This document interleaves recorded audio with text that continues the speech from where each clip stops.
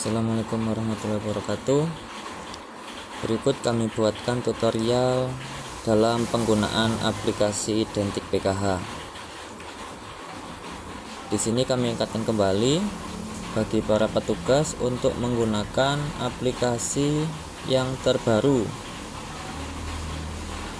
yaitu dengan cara apabila teman-teman sudah pernah menginstal aplikasi Identik PKH, dimohon untuk dapat menginstal terlebih dahulu. Setelah itu diunduh kembali melalui Play Store. Sedikit informasi untuk aplikasi Identik PKH yang sekarang disarankan untuk menggunakan Android 10 ke atas. Dikarenakan apabila Android teman-teman semua masih di bawah 10, ini akan berdampak tidak bisa menggunakan aplikasi tersebut. Di sini saya sudah menggunakan aplikasi Identik PKH yang terbaru. Baik, langsung saja kita buka aplikasi Identik PKH-nya. Nanti bagi teman-teman petugas yang masih belum memiliki akun Identik PKH, mohon segera menghubungi kami atau melalui recorder di kabupaten kota untuk dapat direkap datanya agar bisa segera kami buatkan akun Identik PKH-nya. Jadi sebelum teman-teman melaporkan kegiatan optimalisasi reproduksi melalui Identik PKH, di sini teman-teman harus memastikan kembali peternak yang teman-teman layani ini sudah terdaftar di Identik PKH, dengan cara teman-teman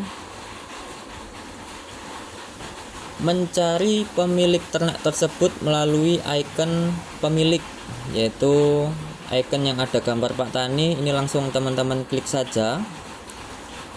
Lalu di pojok kanan atas terdapat icon pembesar, kaca pembesar. Ini teman-teman klik, lalu teman-teman cari nama petani tersebut.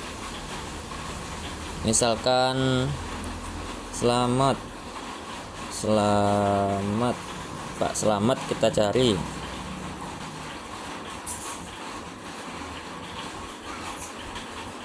Nah, ini kondisinya kalau Pak Selamat ini pernah didaftarkan di Identik PKH.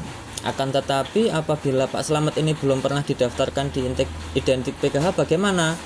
Jadi apabila teman-teman nanti mencari Pak Selamat, kalau belum pernah didaftarkan di Identik PKH, tidak akan ketemu di sini datanya.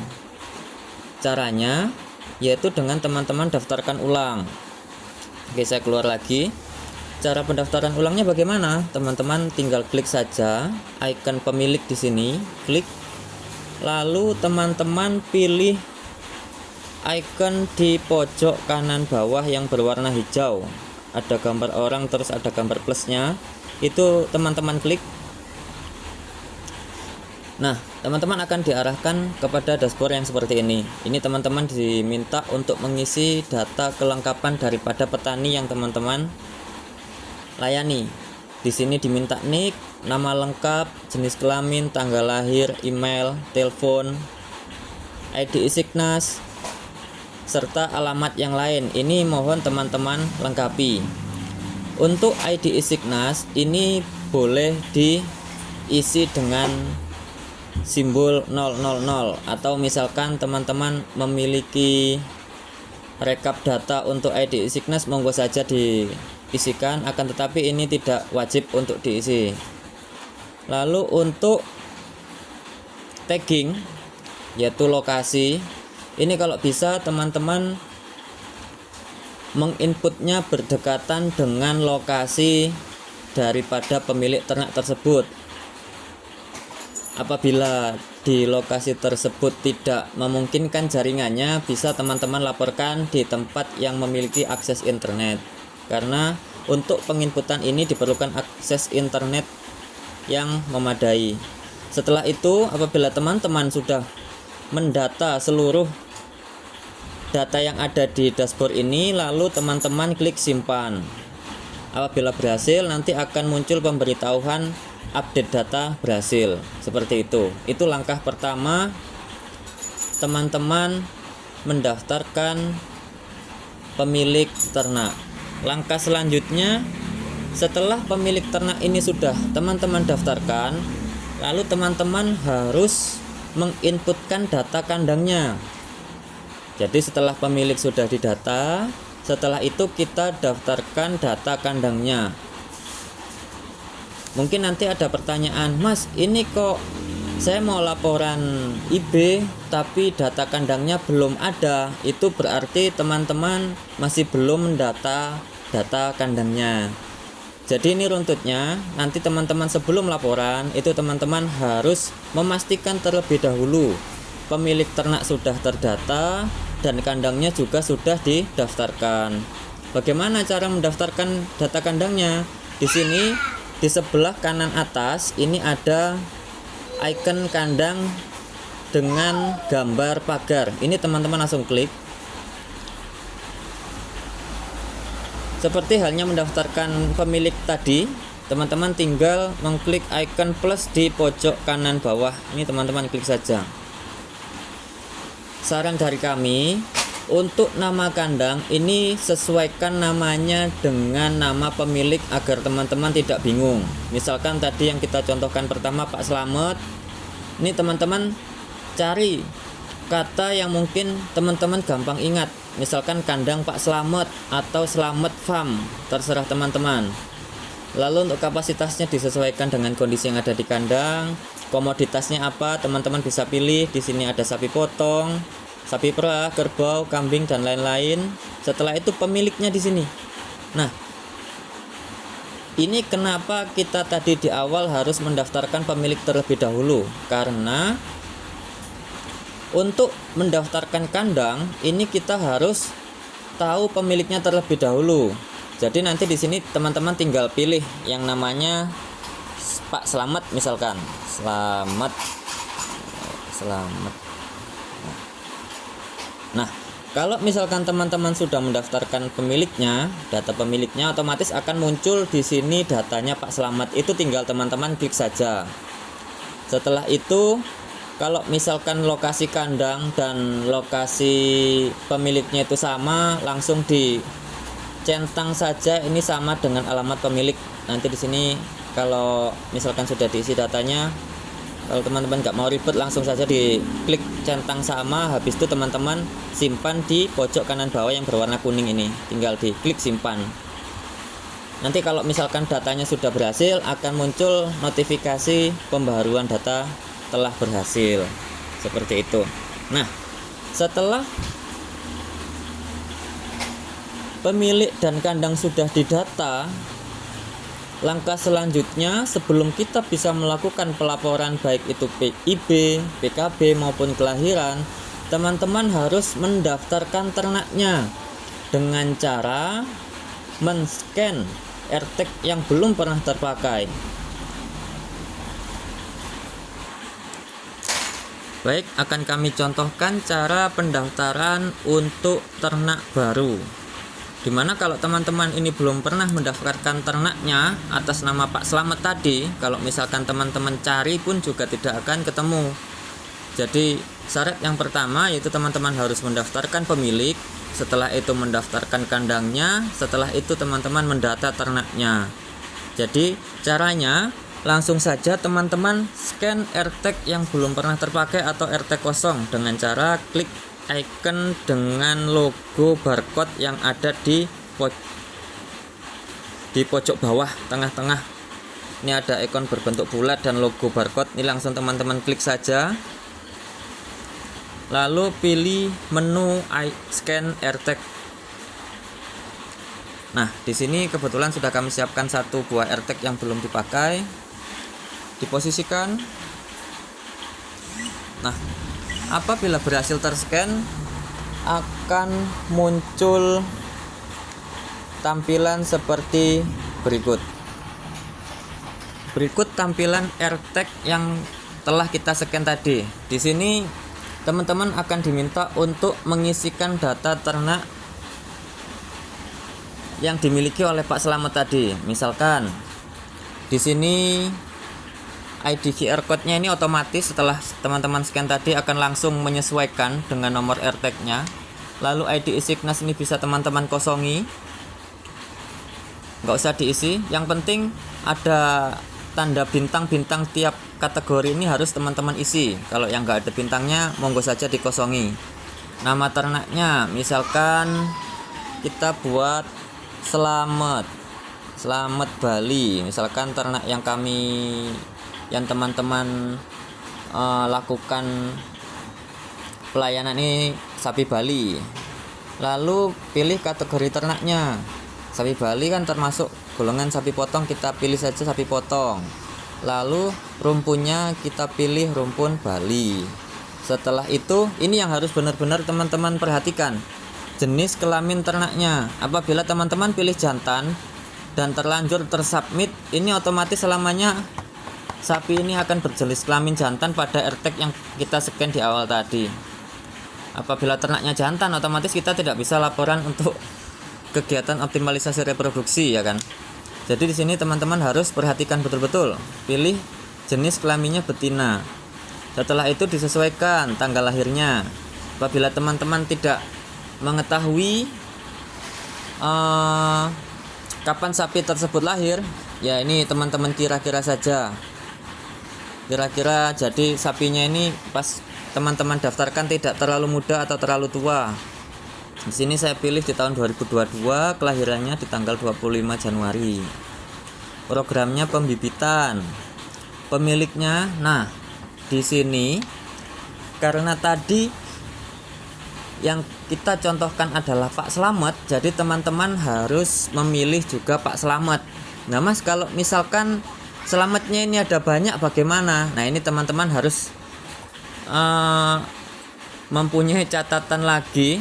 Biasanya memang nama-nama seperti ini tuh banyak dijumpai dalam satu kabupaten. Misalkan Slamet Mustangidin atau Slamet Aryadi. Nah, ini teman-teman harus mengetahui identitas pemilik ternaknya. Dan kami sarankan kembali apabila mendaftarkan ID pemilik ini disamakan dengan KTP-nya. Jangan ditulis namanya seperti nama panggilan. Ini akan mempersulit teman-teman apabila nanti ada penyinkronan data. Ini di sini langsung saja ditulis Slamet. Lalu teman-teman klik di bawah ini icon mencari yang warna biru di pojok kanan bawah. Ini teman-teman klik. Di sini akan muncul nama Slamet. Kebetulan kami ada di Samarinda dan ada satu peternak kami yang bernama Slamet. Ini akan langsung muncul di sini, langsung teman-teman klik. Otomatis data dari Pak Slamet ini akan langsung terrekord. Status kandangnya pribadi. Nah, kandang ini kenapa tadi di awal kita harus mendaftarkan kandang, karena untuk pelaporan ternak, untuk menginput data ternak ini juga akan diminta data kandangnya. Di sini kita tulis saja Slamet, atau kalau misalkan teman-teman lupa nama kandangnya, misalkan sudah pernah didata tapi lupa, ini langsung saja klik cari di pojok kanan bawah yang warna biru ini, langsung diklik saja, otomatis akan muncul langsung. Klik juga. Nah, untuk di bawah ini yang diminta alamatnya langsung dicentang saja sama dengan pemilik kandang. Ciri khas ini boleh dilewati, mutu bibit boleh dilewati. Tanggal perolehan ini samakan dengan tanggal kelahiran yang di awal tadi, tanggal 25 Januari tahun 2022. Klik OK. Kalau misalkan asal ternaknya ini bantuan pemerintah, boleh dipilih bantuan pemerintah. Apabila pribadi, dicentang saja non bantuan.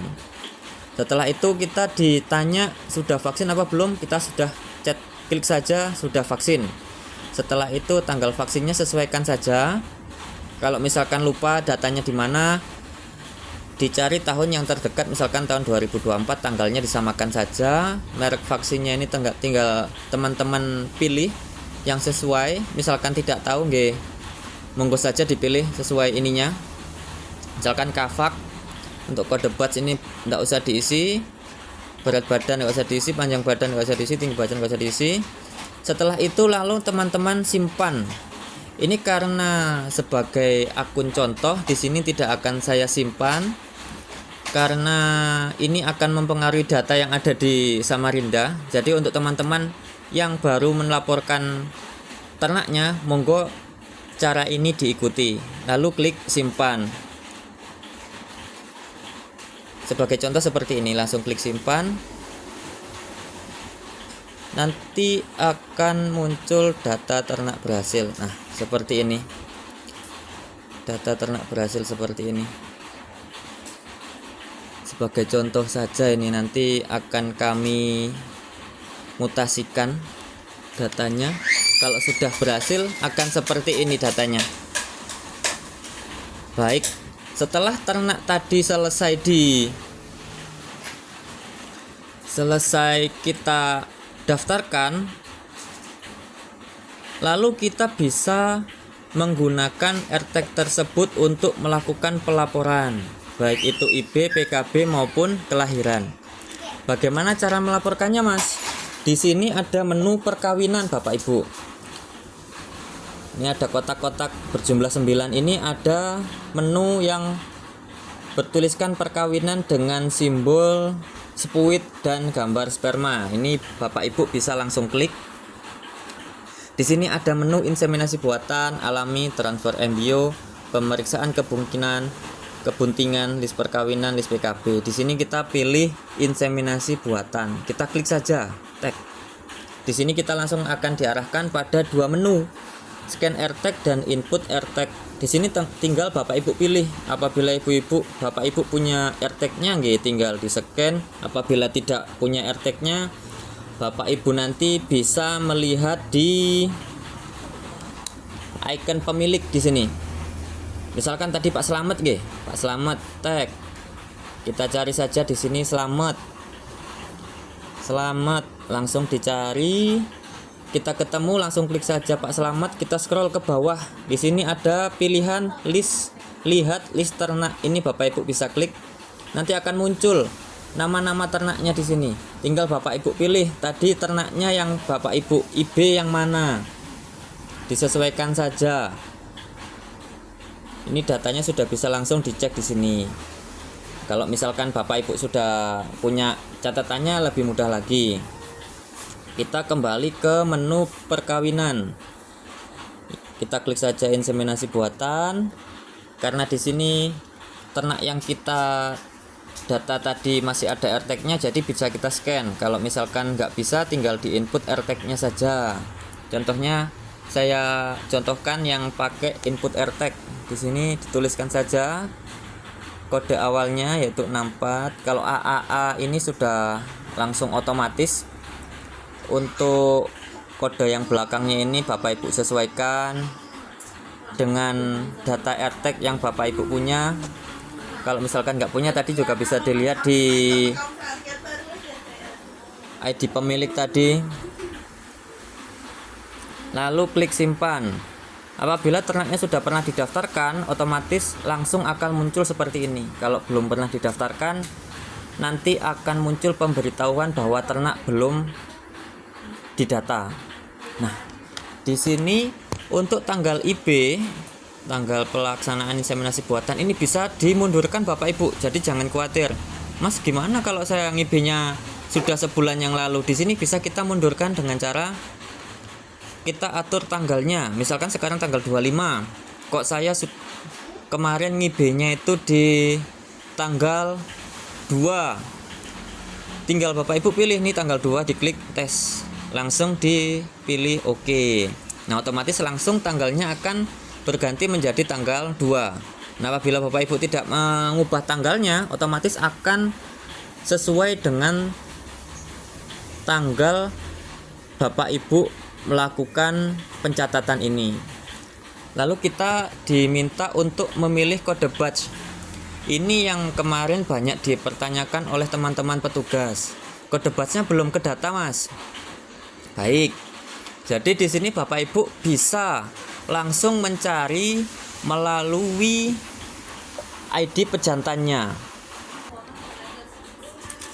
ID pejantan ini yang mana, Mas? Jadi ID pejantan itu kalau teman-teman lihat di kode straw itu ada angka yang berjajar berjumlah 5 sampai 6 digit. Itu adalah kode pejantan. Nah, yang dimaksud kode batch itu adalah deret angka yang dimulai dari huruf. Misalkan Kiki 0927, AU 0204 itu adalah kode batch. Sedangkan untuk ID pejantan itu adalah deret angka yang tidak dimulai dengan huruf. Misalkan 11288, 161907 itu adalah ID pejantan. Jadi caranya langsung teman-teman klik icon cari di pojok kanan bawah berwarna hijau ini, klik, lalu isikan saja ID bullnya. ID bull ini adalah ID pejantan. Contohnya tadi sapinya Pak Slamet kan sapi Bali, jadi kita IB-nya juga menggunakan straw Bali, misalkan 11288. Cari.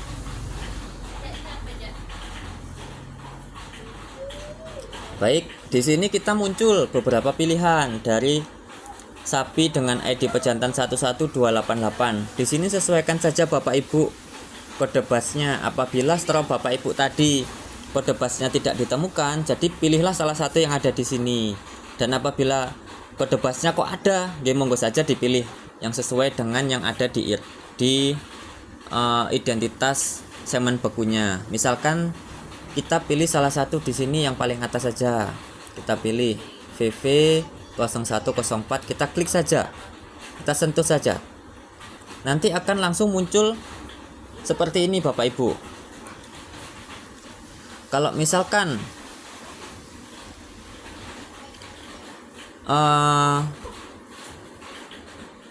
oke, ini sudah langsung diarahkan ke sini. Kalau misalkan datanya sudah sesuai, langsung Bapak Ibu ketik, klik simpan. Klik simpan. Tek. Apabila datanya sudah sesuai, ini langsung saja Bapak Ibu klik simpan juga. Simpan. Setelah itu Bapak Ibu diminta untuk memasukkan passcode daripada akun Bapak Ibu. Kalau di kami passcode-nya 123456. Ini passcode kalau misalkan Bapak Ibu belum pernah rubah, ini dari awal pertama sampai sekarang itu mungkin masih sama passcode-nya 123456. Setelah itu klik simpan. Nah, ini kebetulan aplikasi saya keluar, ini berarti ngulang kembali. Langsung saja ya, scan biar cepat. Aplikasinya keluar kalau nggak segera disudahi tadi. Ini langsung kita cari ID poolnya tadi 11288. Cari. Langsung saya pilih yang paling atas. Setelah itu kita simpan, kita pastikan kesesuaian datanya sudah sesuai, lalu kita simpan kembali. Simpan. Nah, apabila berhasil akan muncul notifikasi update inseminasi buatan berhasil. Setelah itu bagaimana cara pelaporan PKB-nya, Mas? Nah, pelaporan PKB-nya Bapak Ibu juga bisa menggunakan di icon perkawinan ini.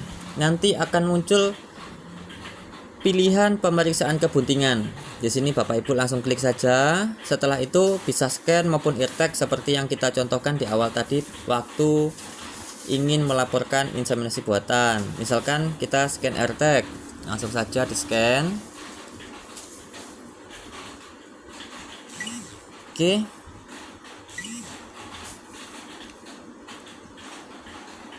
Ini kalau sinyalnya agak putus-putus memang agak lama Bapak Ibu. Jadi ditunggu saja. Nah, di sini Bapak Ibu akan langsung diarahkan ke tampilan seperti di sini. Tanggal PKB ini tidak bisa kita rubah, jadi sesuai dengan tanggal kita laporan. Lalu status kebuntingannya tinggal Bapak Ibu pilih di sini.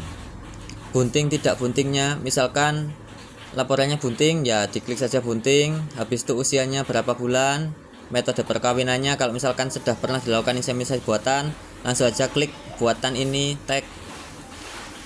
Karena kita baru laporan ini tadi kan, laporan IB-nya, otomatis usianya ini masih 7 hari, jadi kita laporkan PKB dulu ya. Jadi ini sekedar simulasi. Kalau misalkan datanya sudah sesuai, langsung saja Bapak Ibu klik simpan di pojok kanan bawah. Nanti kalau misalkan datanya berhasil disimpan, akan muncul seperti halnya kita laporan IB tadi.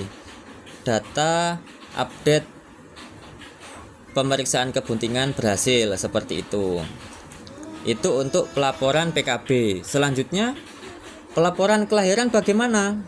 Di sini di sebelah menu perkawinan ada menu buku lahir. Ini teman-teman atau Bapak Ibu bisa langsung klik di sini. Lalu Bapak Ibu scan AirTag atau input AirTag daripada induk sapi yang melahirkan. Misalkan tadi yang kita contohkan tadi, sapinya Pak Slamet. Pokoknya ini sapinya Pak Slamet, kita pakai simulasi ya. Sapinya Pak Slamet tadi, langsung saja kita scan AirTag-nya, atau kalau tidak ada langsung saja Bapak Ibu tuliskan datanya. Nah, sebagai catatan untuk pelaporan kelahiran ini, Bapak Ibu harus menyiapkan satu AirTag kosong untuk dipakai sebagai data anaknya nanti. Di sini kan yang tadi kita scan itu kan AirTag induknya, nanti disiapkan satu lagi untuk anaknya. Ini tanggal lahirnya sesuaikan dengan hari ini. Oke, jenis kelahirannya pilih sesuai kondisi. Misalkan normal, kita klik saja normal. Setelah itu kita akan diarahkan untuk data selanjutnya. Kita akan diminta untuk men-scan AirTag baru sebagai identitas anaknya yang warna hijau ini. Bapak Ibu bisa klik, lalu kita scankan. Ini sebagai contoh saja Bapak Ibu, nanti nggak saya simpan. Nah, apabila berhasil akan langsung muncul AirTag anak yang tadi kita scan. Lalu tadi kita pilih saja perkawinannya, misalkan sudah pernah dilakukan IB, diklik saja.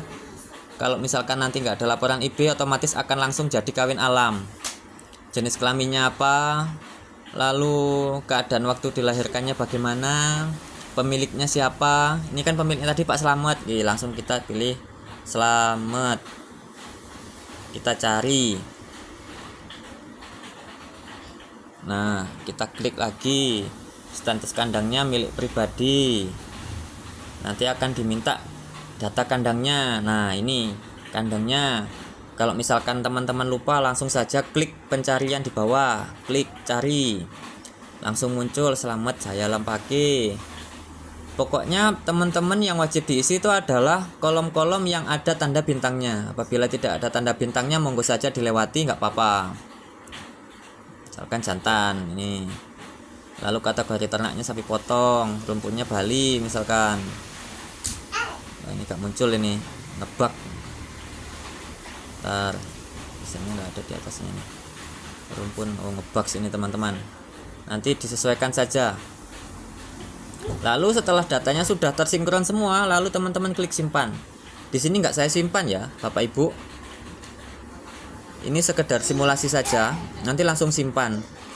Sama halnya seperti kita pelaporan IB tadi, apabila datanya berhasil tersimpan akan muncul notifikasi bahwa data kelahiran, updating data kelahiran telah berhasil. Baik, mungkin seperti itu tutorial singkat penggunaan aplikasi Identik PKH yang dapat kami sampaikan.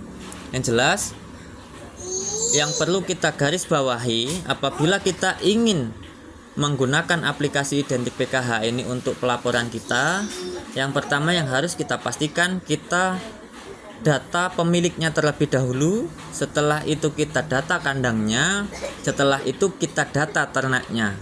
Jadi ini nggak bisa di skip salah satunya ya Bapak Ibu, nanti akan berpengaruh tidak bisanya kita untuk melaporkan kegiatan kita pada aplikasi ini. Baik, sekian dari kami. Wassalamualaikum warahmatullahi wabarakatuh.